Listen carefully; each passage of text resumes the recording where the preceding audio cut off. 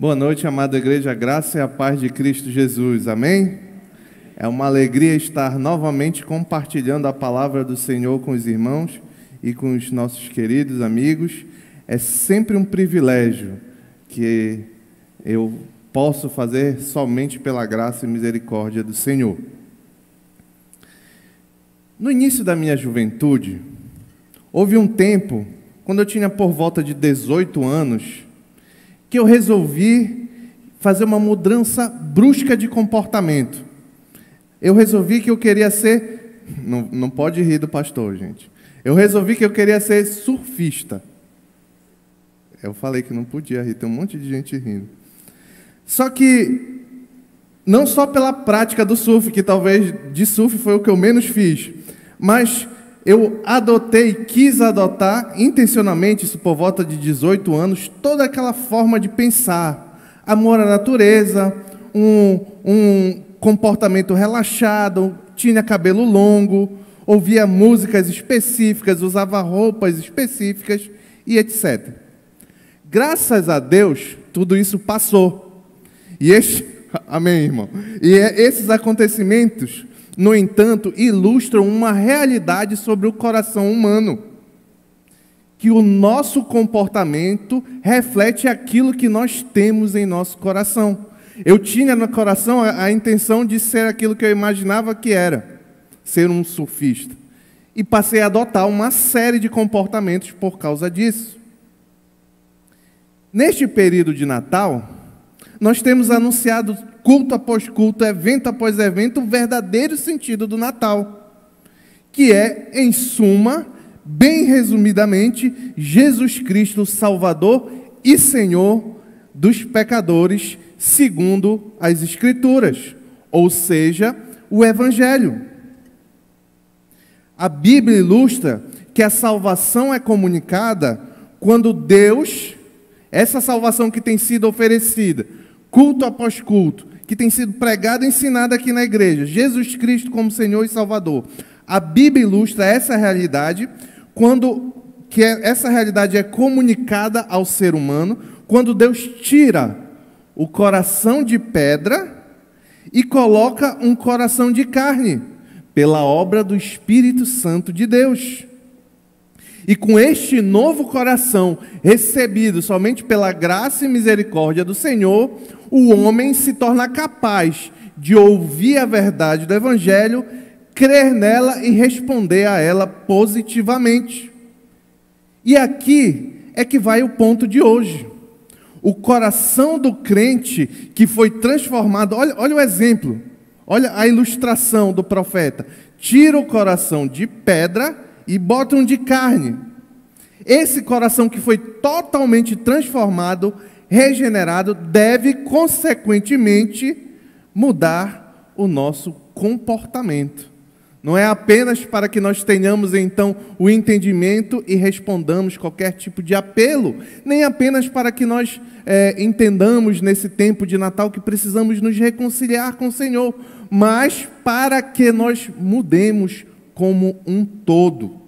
É sobre isso que vamos conversar nessa noite. Eu queria pedir que os irmãos abrissem a palavra do Senhor na carta de Paulo aos Colossenses, capítulo 3, versículo de 1 a 3. Colossenses, capítulo 3, versículo de 1 a 3, é que nós vamos considerar nessa noite.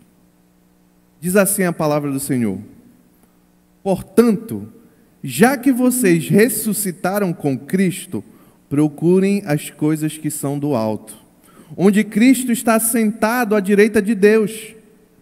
Mantenham o pensamento nas coisas do alto e não nas coisas terrenas, pois vocês morreram e agora a sua vida está escondida com Cristo em Deus. Amém?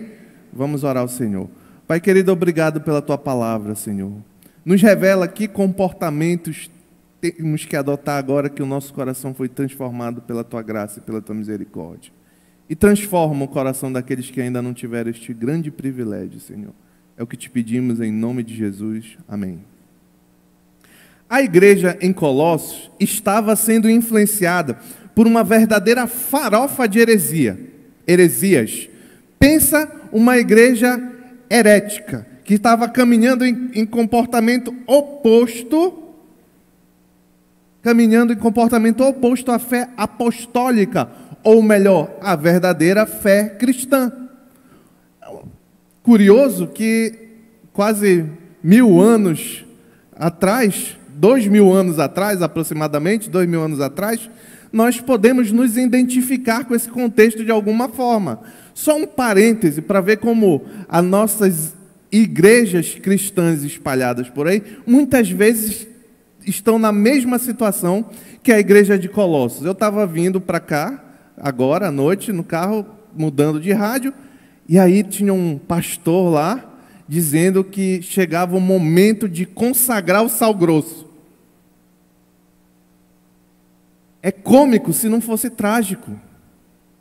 Quantos estão sendo enganados por essas heresias? Lá na igreja de Colossos também haviam suas heresias. Havia um sincretismo, uma união de filosofismo.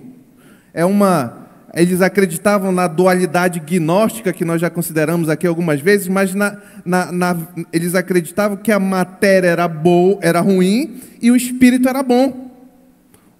Em consequência desse ensino não bíblico, é que muitos acreditavam que Jesus não veio em carne, já que a matéria era ruim. Mas também, a título exemplificativo, eles também defendiam, para vocês verem como era uma farofa, o legalismo judaico. A adoção de rituais de circuncisão, de lavagem de mão de um jeito, de comer algumas coisas, não comer outras, e etc. Junto a essa receita herética tinha o misticismo, culto a anjos. Eles adoravam anjos e viviam também, buscavam viver estavam sendo influenciados por uma vida asceta ou com ascetismo, que era a tentativa de alcançar a graça de Deus por meio de abstenção de alimentos, por meio de se auto-infligir sofrimentos e etc. Para enfrentar todas essas mentiras, todas essas farofas heréticas, Paulo tinha uma estratégia brilhante. Brilhante a estratégia do apóstolo Paulo. Ele jogou tudo isso fora e ressaltou Jesus Cristo. Volta um pouquinho aí na carta de Colossenses, no capítulo 2, olha o que diz o verso 8 e 9. Capítulo 2, verso 8 e 9. Diz assim a palavra do Senhor: tenham cuidado para que ninguém os escravize às filosofias vãs e enganosas, que se fundamentam nas tradições humanas e nos princípios elementares deste mundo, e não em Cristo. Aí aqui, olha qual é o ensino do apóstolo Paulo. Pois em Cristo habita corporalmente toda a plenitude da divindade. Em outras palavras, o que o apóstolo Paulo está dizendo é o seguinte: olha, tudo isso que vocês estão fazendo aí não adianta de nada, porque Cristo é o próprio Deus, e Ele é todo suficiente. No capítulo 3, que nós vamos considerar mais detidamente hoje, Paulo passa da polêmica de toda essa questão das heresias para a prática da carta, onde vai mostrar qual é a resposta correta, ou melhor, o comportamento correto daqueles que estão unidos com Cristo Jesus. E o primeiro ponto que eu queria destacar é que a resposta correta é agir como cristão. Está lá no verso 1 do capítulo 3. Portanto, já que vocês ressuscitaram com Cristo, procurem as coisas que são do alto, onde Cristo está sentado à direita de Deus. Paulo está tratando aqui, é natural nas cartas de Paulo que ele passe da teoria, da teologia paulina, para a prática, que é natural, ele sempre tem este procedimento. E aqui a gente está entrando na parte prática da carta. Paulo está tratando da consistência do cristão, daquilo que ele crê e como ele vive como consequência do que ele crê. O que Paulo quer trazer à luz e destacar aqui é as práticas daqueles que tiveram os corações convertidos, ou, como diz aí no texto, ressuscitaram com Cristo. O termo ressuscitar que o apóstolo Paulo usa não é à toa. Ele é ligado à teologia de Paulo e à teologia bíblica, o ensino bíblico, de que antes da nossa conversão, nós estávamos mortos espiritualmente. O que fica bem claro, volta lá em Colossenses no capítulo 2 de novo, agora no verso 13. Olha o entendimento do apóstolo Paulo. Capítulo 2, verso 13. Quando vocês estavam mortos em pecados e na incircuncisão da carne, Deus os vivificou com Cristo. Ele nos perdoou todas as transgressões. Então, o que o apóstolo Paulo está querendo dizer é que esses que ele chama de ressuscitados com Cristo, ou esses que Deus vivificou, tirou da vida de morto espiritual para vivo, esses não poderiam viver sem que isso gerasse consequências.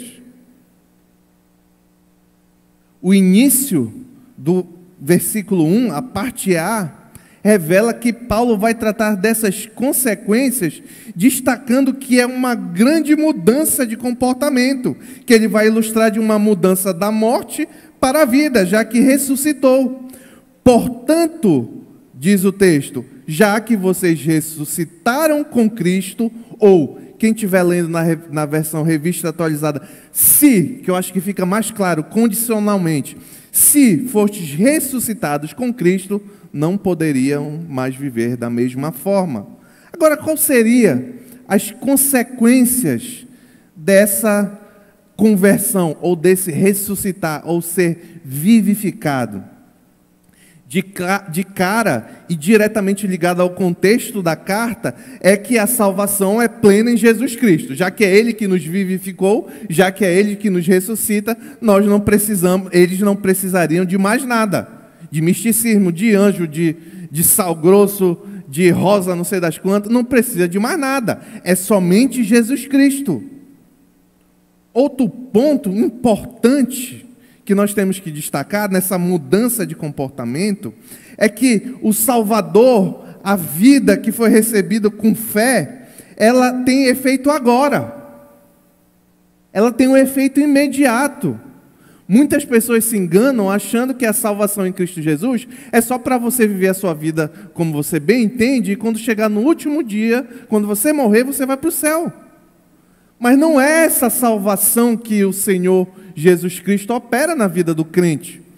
O pastor ensinou isso aqui muito claro. Só é salvo, Jesus só é salvador de quem Ele é o Senhor também. Se Ele não é o Senhor, consequentemente Ele não é o Salvador. E é sobre a primeira dessas mudanças comportamentais que o texto revela logo na sequência. Diz aí, procurem as coisas que são do alto. Nós que este comando é apenas para ressuscitados em Jesus. Em outras palavras, no sentido oposto, é se você não foi convertido, se você não foi ressuscitado, se você não foi vivificado em Cristo Jesus, não tem problema. Continue procurando e buscando as coisas do mundo. Mas, porém, se você foi, se você entende a sua fé em Cristo Jesus verdadeiro e que a sua necessidade desse Cristo, então os comportamentos devem ser mudados.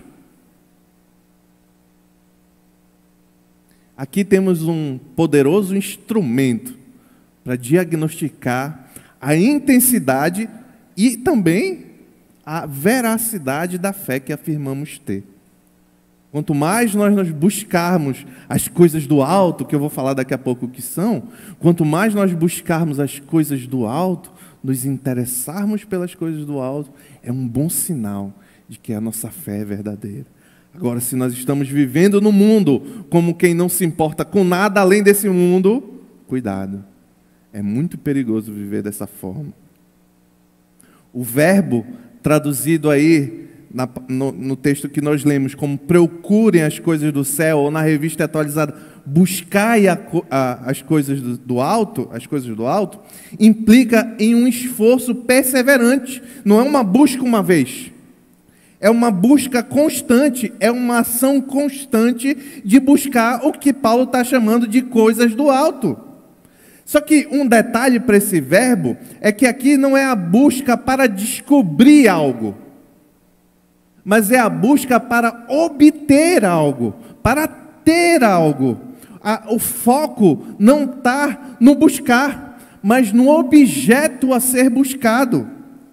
A ideia é semelhante à da parábola, a famosa parábola de Jesus Cristo em Mateus capítulo 13, verso 45 e 46.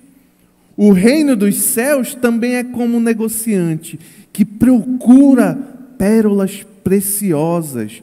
Encontrando uma pérola de grande valor, vende tudo o que tinha e a compra. Eu meio que parafraseei aqui.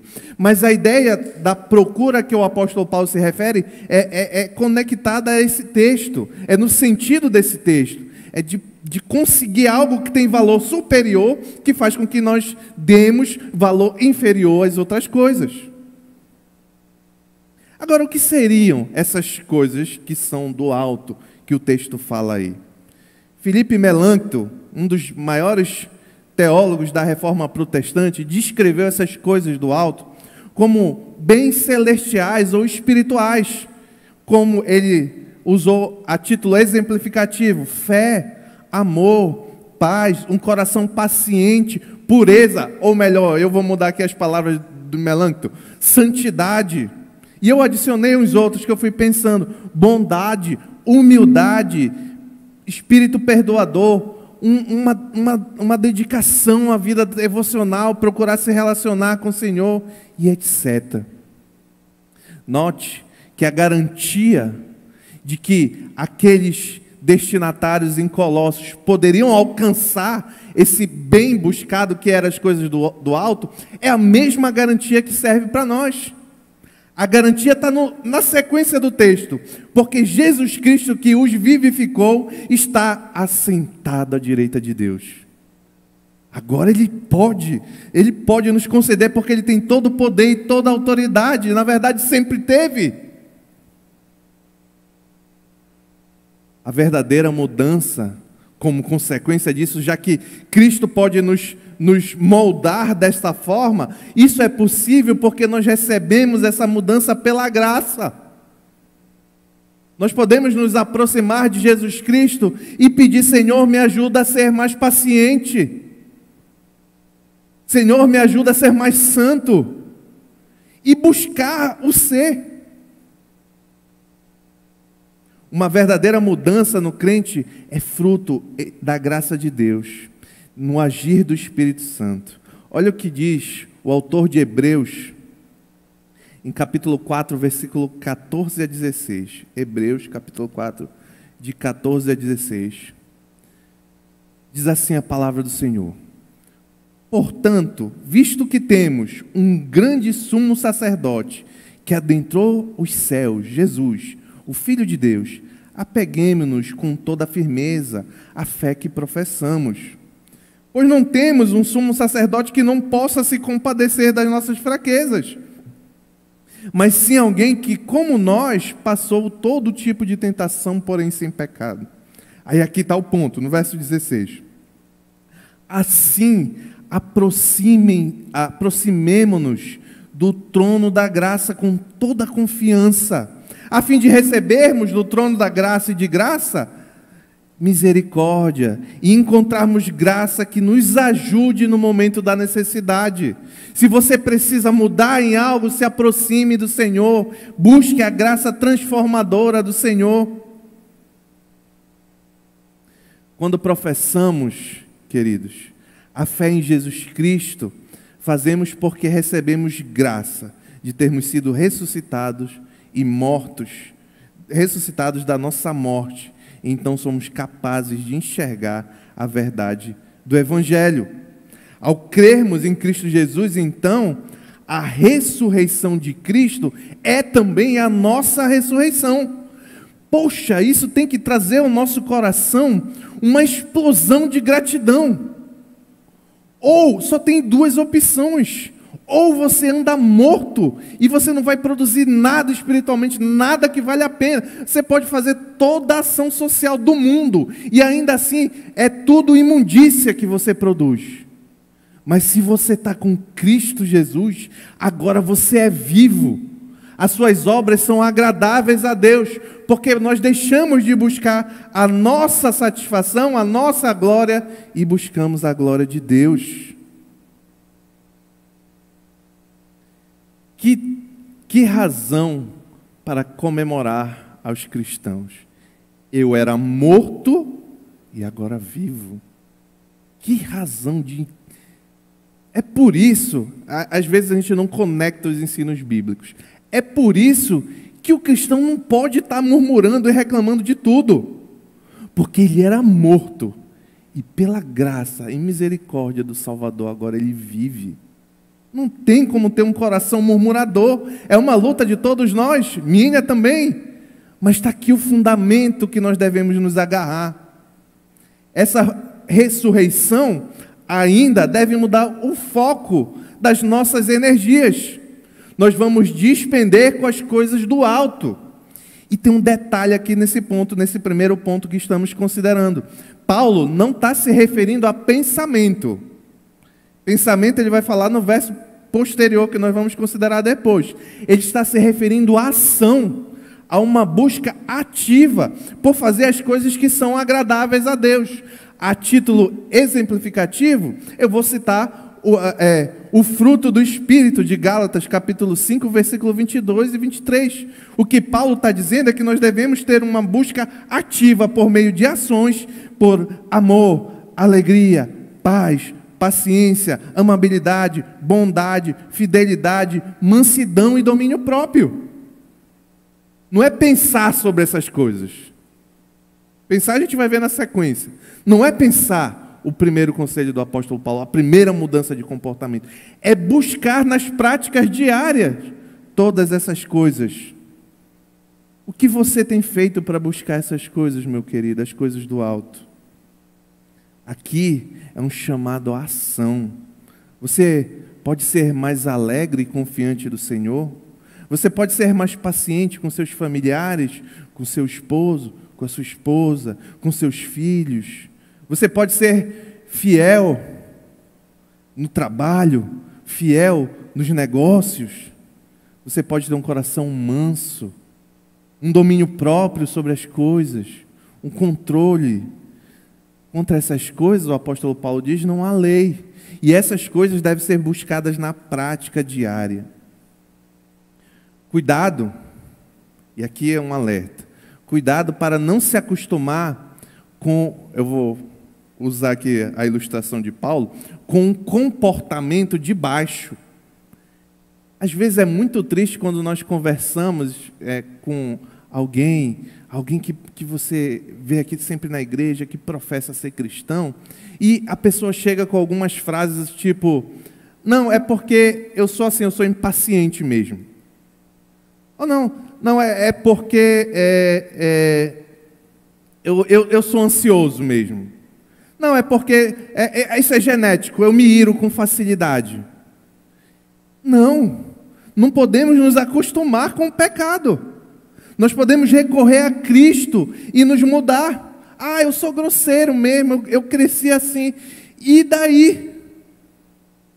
E daí que você cresceu assim? Você era morto e agora vive. É capaz de se aproximar do trono da graça e pedir ao Senhor que lhe ajude a mudar de comportamento. O que não pode acontecer com o cristão é se conformar com essas situações. É possível mudar com a ajuda do Senhor Jesus. O segundo ponto, o primeiro era agir como cristão. O segundo é pensar como cristão. Está lá no verso 2. Mantenham um pensamento nas coisas do alto e não nas coisas terrenas.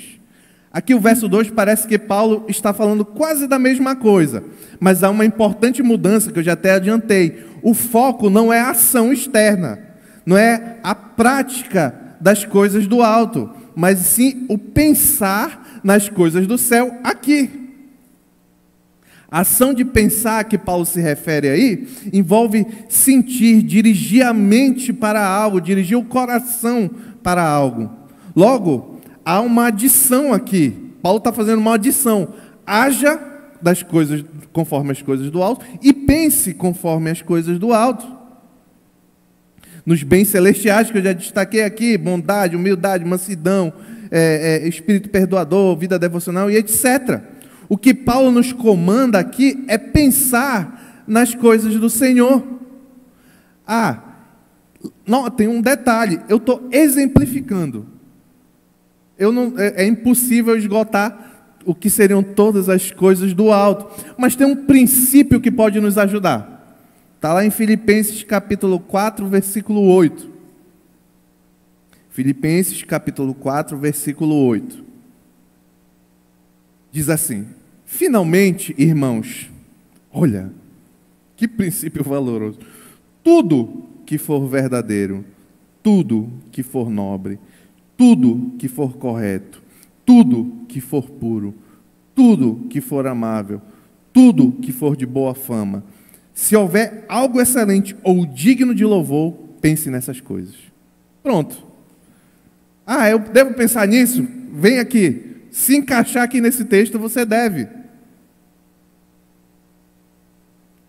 Paulo nos comanda a possuir uma mente cristã, não voltada às coisas terrenas. Por quê, pastor? Por que eu tenho que mudar minha mente também? Não basta eu vir para frente e responder um dia o apelo? Não basta isso. Paulo diz em Romanos 8, capítulo 8, versículos 5 e 6, que quem vive segundo a carne tem a mente voltada para o que a carne deseja. Mas quem vive de acordo com o Espírito tem a mente voltada para o que o Espírito deseja.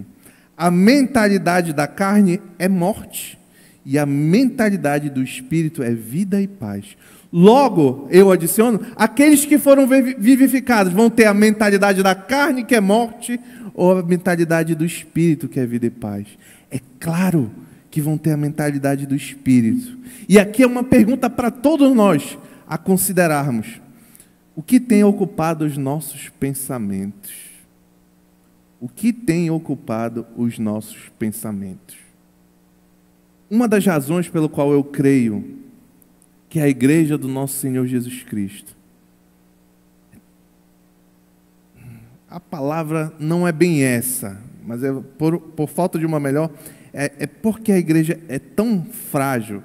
E por que a palavra não é essa? Porque a igreja do Senhor Jesus Cristo vai sempre prevalecer e resistir à verdadeira igreja.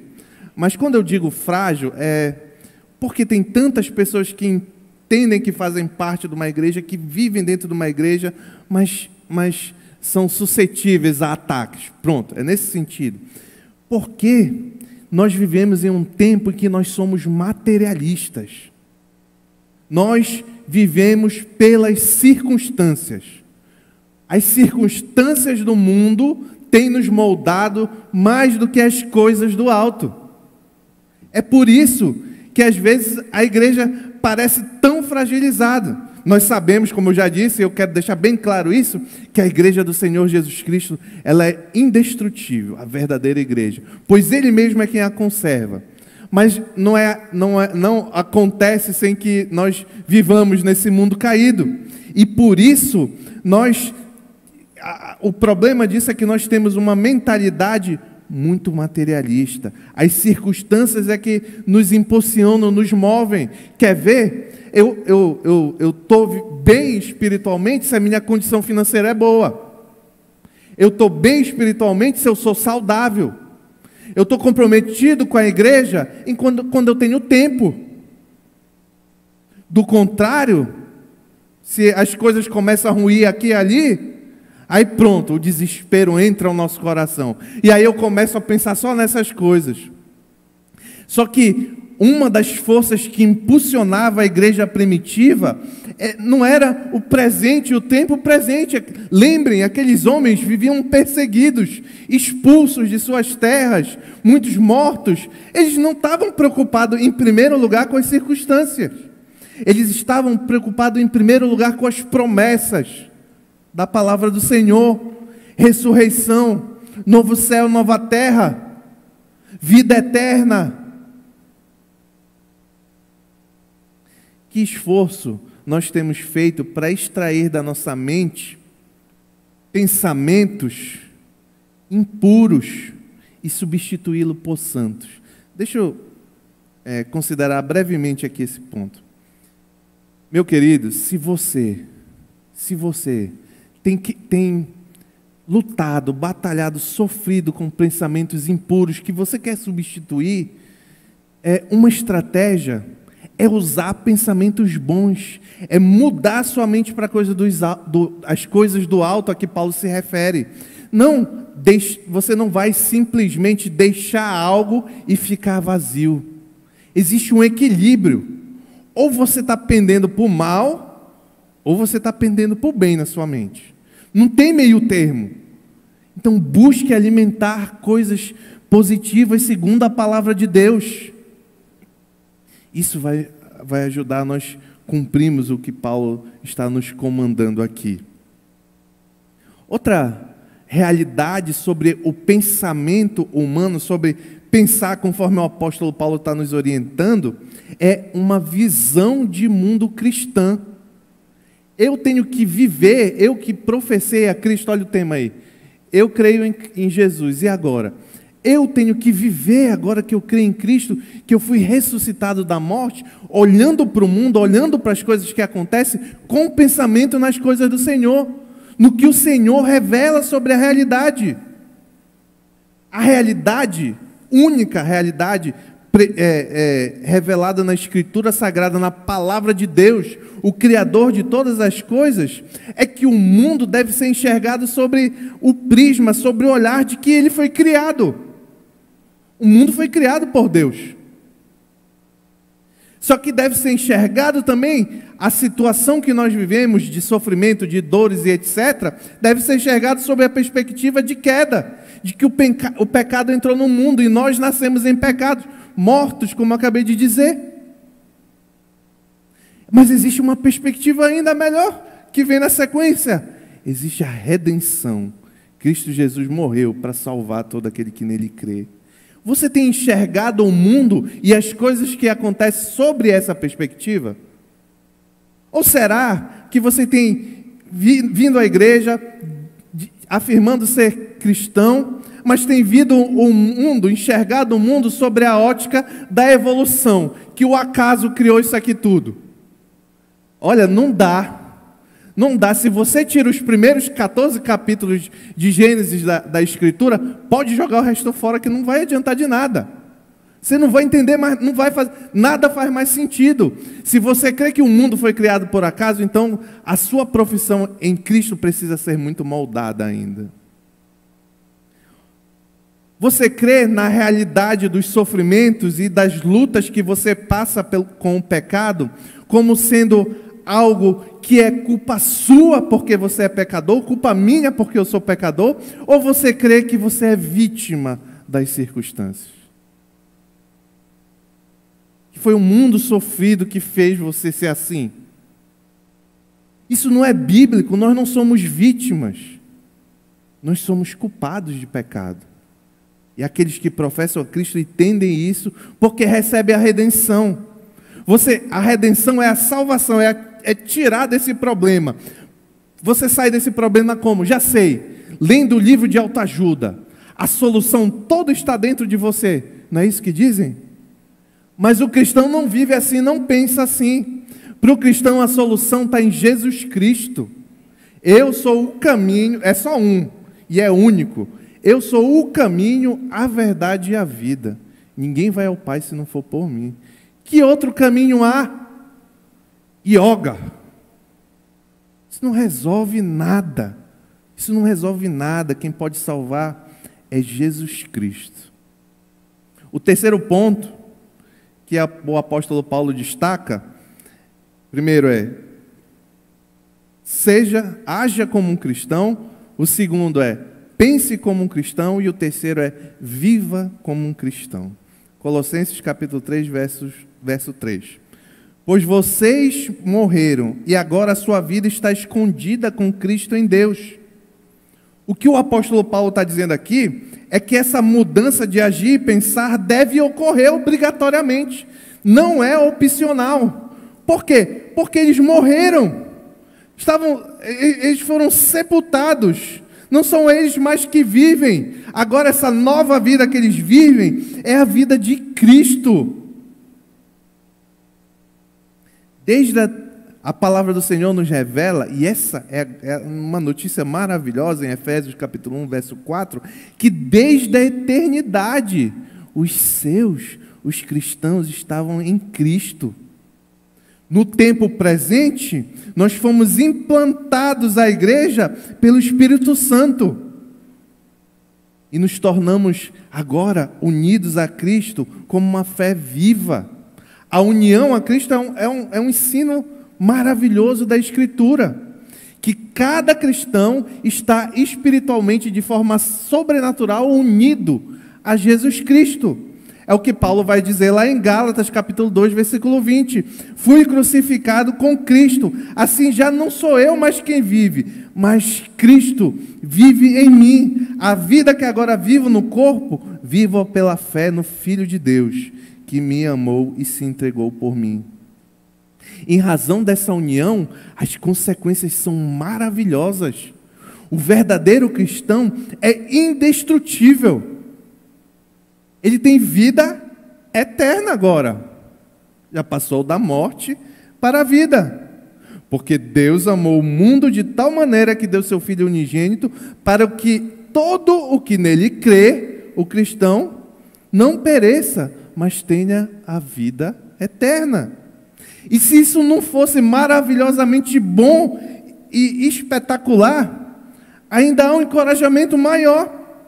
Se agora a nossa vida é a vida de Cristo, essa vida está escondida com Cristo em Deus, é o que o apóstolo Paulo vai dizer. Note a lógica aqui. Se Jesus Cristo é Deus e está em Deus, e nós vivemos a vida de Cristo, Cristo vive em nós, nós estamos unidos a Deus, aqueles que foram reconciliados. João, capítulo 17, versículo 21 diz, para que todos sejam, Jesus Cristo diz, Evangelho de João, capítulo 17, versículo 21, para que todos sejam um, Pai, como tu estás em mim e eu em ti, que eles também estejam em nós, para que o mundo creia que tu me enviaste. Que segurança, que confiança, que modo maravilhoso de viver. Você entende agora, quando você entende esse ensino da união do crente com Cristo, é muito mais fácil de nós entendermos a igreja. Porque como é que Paulo ilustra a igreja? O corpo de Cristo. Porque a vida do cristão, a vida do crente é no corpo de Cristo. Ele vive a vida de Cristo. Todos, e aqui tem um detalhe, consequentemente, todos os cristãos que estavam mortos e agora vivem a mesma vida. Que fundamento maior para nós vivermos em comunhão você precisa? Do que a verdade de que a vida que nós vivemos é a vida de Cristo. Deve nos trazer essas realidades grande encorajamento, alegria, compaixão, misericórdia, comunhão, confiança no Senhor, o que nada mais é do que as coisas do alto a que Paulo se refere. Se tiver alguém aqui que recentemente entendeu essa verdade, creu no Evangelho, saiba que você precisa viver a sua vida em Cristo, junto com seus irmãos que vivem a mesma vida que você. Não existe crente desigrejado, isso é mentira. Nós, finalizando, não podemos viver como vivíamos antes. Devemos ter, aqueles que dizem, eu creio em Jesus Cristo, devem ter uma mudança completa de vida. Para entender o nível dessa mudança é um corpo no caixão enterrado e uma pessoa viva ao lado. Essa mudança é muito grande, que nesse tempo de final de ano nós possamos assumir um compromisso de mudar de comportamento, forma de agir, forma de pensar, forma de viver, para que possamos dar um grande testemunho de Deus, o qual, por meio de Cristo e do Espírito Santo, é a vida que nós estamos vivendo. Amém?